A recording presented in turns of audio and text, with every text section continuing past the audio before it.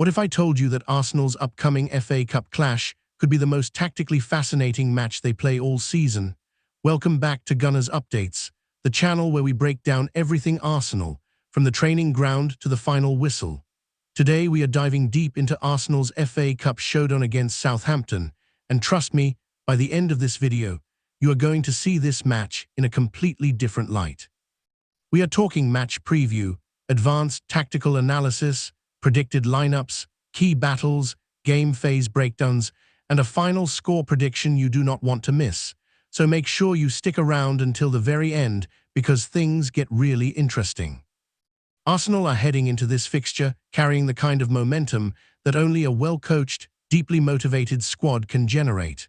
Under Mikel Arteta, the Gunners have transformed into one of the most tactically sophisticated teams not just in England, but across the entire European football landscape. This is a team that does not simply react to the game in front of them. They control it, they dictate the tempo, they press with purpose, and they attack with a level of fluidity that most opponents simply cannot handle.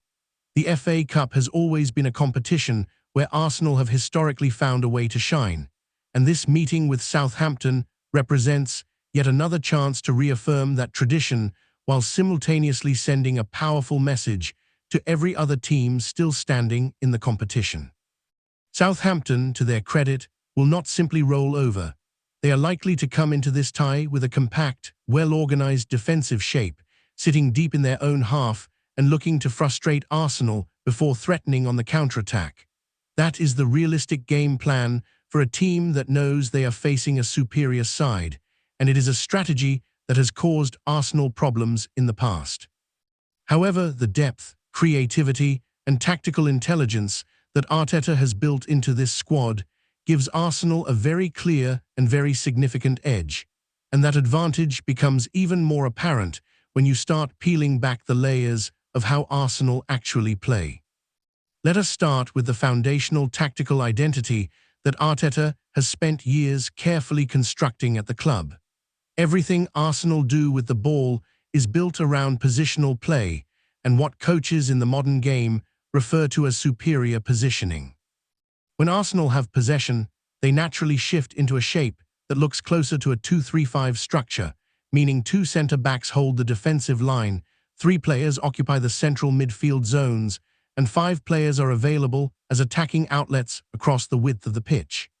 This is a system designed to create numerical superiority everywhere on the field simultaneously, and the players Arteta has assembled are perfectly suited to executing it. Declan Rice and Martin Odegaard-Zubimendi form a double pivot in the heart of midfield that is as good as anything in European football right now. Zubimendi operates as a deep-lying playmaker, constantly scanning, recycling possession, and setting the rhythm of Arsenal's build-up play, while Rice brings dynamism, defensive cover, and the ability to drive the ball forward through congested areas when the opportunity presents itself. The fullback roles in this Arsenal system are particularly fascinating and often misunderstood by casual observers. Ben White on the right side and Jerian Timber on the left are not conventional fullbacks who simply track up and down the touchline.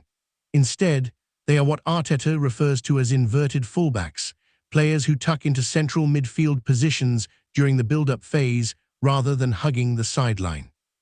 This creates that extra body in the middle of the park that gives Arsenal control of central zones and makes it incredibly difficult for opposition teams to press them effectively.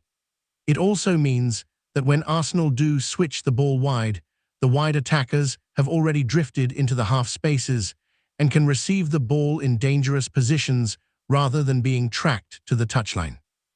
Ricardo Calafiori adds another dimension to this because of his remarkable positional flexibility, capable of functioning both as a centre-back in a back three and as a left-sided midfielder, giving Arteta the ability to shift systems mid-game without making a substitution.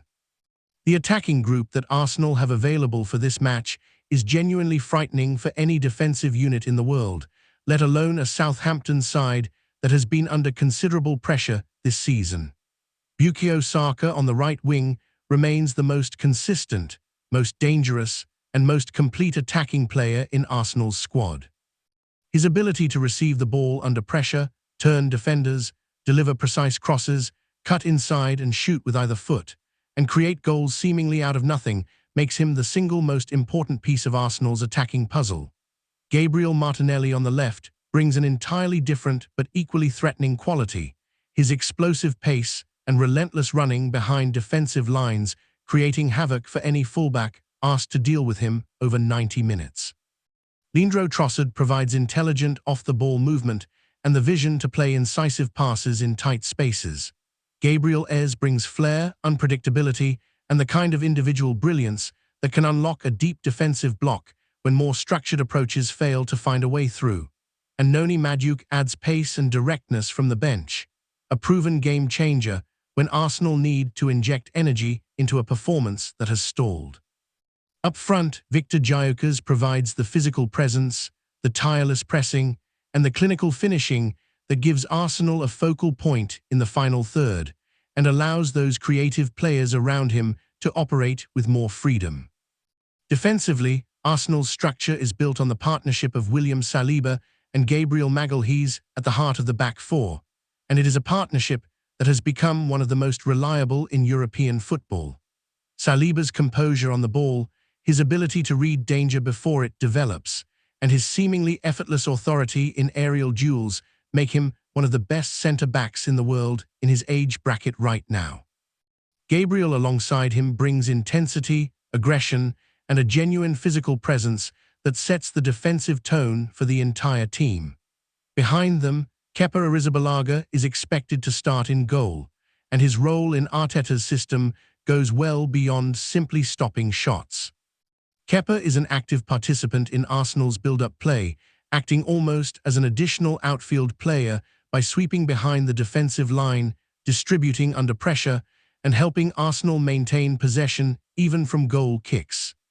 It is a goalkeeper role that requires enormous technical quality and mental composure, and on his best days, Kepa delivers exactly that.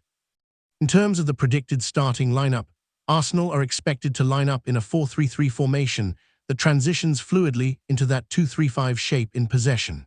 Kepa starts in goal behind a defensive line of Ben White at right back, William Saliba and Gabriel Magalhaes as the centre-back pairing, and Jurrien Timber at left back. The midfield three consists of Zubimendi as the holding midfielder flanked by Declan Rice and a more advanced central option. Up front, Saka operates on the right wing, Gyökeres leads the line as the central striker, and Martinelli provides the thrust from the left side. On the bench, Arteta has quality rotation options, including Trossard, Madueke, Calafiori, and Max Daumann, a young talent who has been showing genuine signs of being ready to contribute at this level. When you break down the match into its individual phases, you start to understand exactly how Arsenal are likely to approach this game from minute 1 to minute 90. In the opening 15 minutes, Arteta will almost certainly instruct his players to come out with high intensity, aggressive pressing triggers, and fast ball circulation designed to establish dominance early and prevent Southampton from settling into any kind of rhythm. The objective is clear: either force an early goal that changes the entire dynamic of the match, or drive Southampton so deep into their own half that they are forced to defend desperately rather than play with any ambition. In the middle phase of the game, roughly between the 20th and 70th minutes, Arsenal's tactical intelligence becomes most visible as the system evolves into that fluid box midfield structure, Timber stepping inside, White providing width on the overlap, and the attacking players finding pockets of space between Southampton's defensive and midfield lines. This is where Arsenal's positional play is at its most devastating, because it creates so many different angles of attack simultaneously that defending it coherently for an entire match is an almost impossible task. If Arsenal find themselves in a winning position as the game enters its final stages, expect the tempo to drop, possession to become more conservative, and tactical fouls to be used intelligently to break Southampton's momentum.